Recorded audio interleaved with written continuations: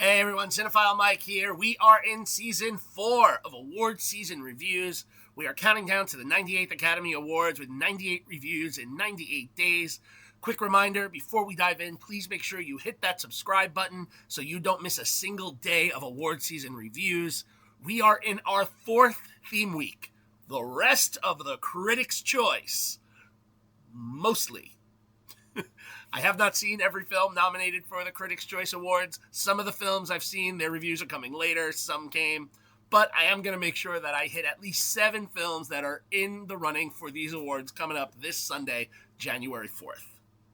Next up, today, the film I was chomping at the bit for when it was announced.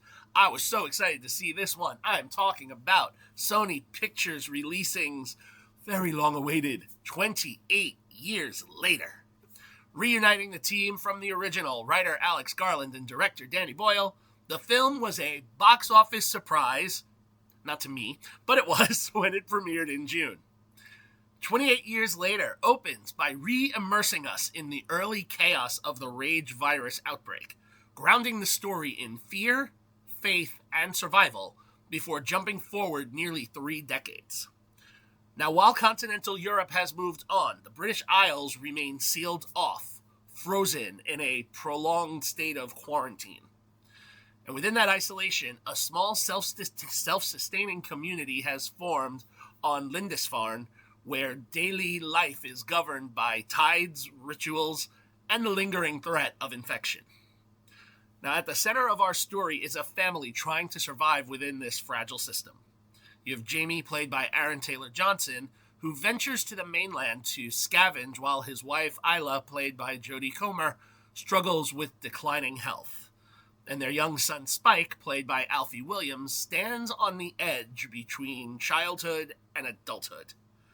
When our film opens in the present day, the time has come for Spike to engage on his rather dangerous rite of passage beyond the island.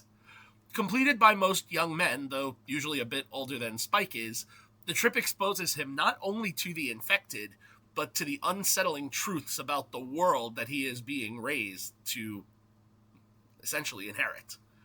As Spike begins questioning both his parents and the rules that hold their island society together, his doubts lead him to make a dangerous choice, leaving the relative safety of his home alongside his mother in search of answers and help beyond the community's borders.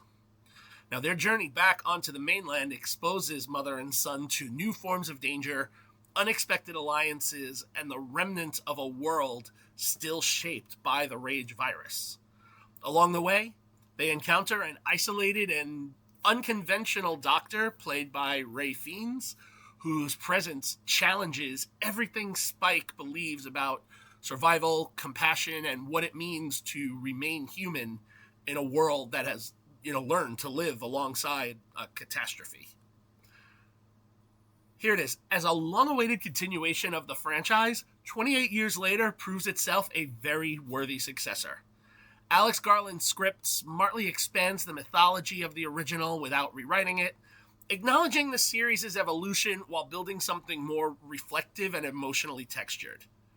It respects what came before, even, hinting a little bit at the second film, and uses those foundations to ask deeper questions about legacy and memory and survival. The performances are a major strength. Aaron Taylor-Johnson brings a familiar intensity to Jamie, but you have to honestly see that this film truly belongs to Alfie Williams as Spike. In only his second feature role, Williams anchors the story with a remarkable confidence, navigating grief, fear, curiosity, and defiance with a maturity rarely seen in actors his age. Jodie Comer is a deeply affecting presence as Isla, and her scenes, especially the ones that she has opposite Ray Fiennes' eccentric and unsettling Dr. Kelson, offer some of the film's most poignant insight into how humans are coexisting with the infected rather than simply fearing them. Visually, 28 years later is stunning. While it moves away from the raw guerrilla aesthetic of the original, the sleeker cinematography of Anthony Dodd Mantle and the expanded visual effects reinforce the idea that, this world has settled into a grim version of normalcy. The infected, particularly the Alpha, portrayed with unsettling Physicality by Chi Lewis Perry are presented with new layers that challenge the genre's conventions. Additionally, an appearance by Jack O'Connell, brief but electric, injects a jolt of menace and unpredictability, signaling a very big tonal shift for what's coming next, and instantly raising the stakes for the sequel. And that's the thing. The film's biggest limitation is its awareness of what's coming next. Knowing that another chapter is imminent slightly undercuts some of the narrative tension. Still, as a bridge between eras, 28 Years Later is ambitious, emotionally resonant, and a confident step forward for the franchise. Now, let's talk about box office and awards.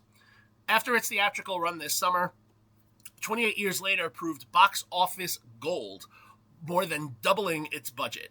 With a reported budget of $60 million, it made $70,446,897 domestically and $80,861,935 internationally, for a worldwide total of $151,308,832. Critically, the film was enjoyed more by the critics, with 393 reviews giving it a tomato meter of 89%, while the audience was a little less impressed, with over 5,000 reviews resulting in a popcorn meter of 63%. Award season-wise, for the Critics' Choice Awards, 28 Years Later is nominated for Best Hair and Makeup. Additionally, the film has 2 astronads for Best Horror or Thriller Feature, as well as Best Performance in a Horror or Thriller for Alfie Williams. To this, the film has also received several nods in varied categories across different film festivals and horror film award circuits. Does the film have any Oscar chances? I don't think so. Horror is not usually the genre recognized there, and if any horror films are going to enter the conversation this year, it's Weapons and Sinners. But there is some BAFTA love that I truly would love to see this film get. I definitely think 28 Years Later should be a nominee for Best British Film, and Alfie Williams is so deserving of a nod for the EE Rising Star Award. He's earned that one. So, where do I land? 28 Years Later, it's a solid 4-star film. Now, if you would like to catch this film or rewatch it if you haven't seen it in a minute, it is actually now currently streaming on Netflix, so it's just a click away. Thank you all for joining me for episode 23 of Awards Season Reviews, Season 4. We're going to be doing this every day for the next 75 days, so stay with me. Make sure you like the video, subscribe to the channel, share it with your friends, drop your thoughts in the comments. You can follow me everywhere on social platforms, on Letterboxd, and of course head over to cinephilemike.com for even more reviews and movie goodies, including the Where Can I Watch It spreadsheet. You can find the link to that on my website and on my Facebook page, where you can see how to watch every film nominated for every award across the boards. All right, I'll be back tomorrow with the next review, but until then, this is Cinephile Mike saying take a break and watch something new.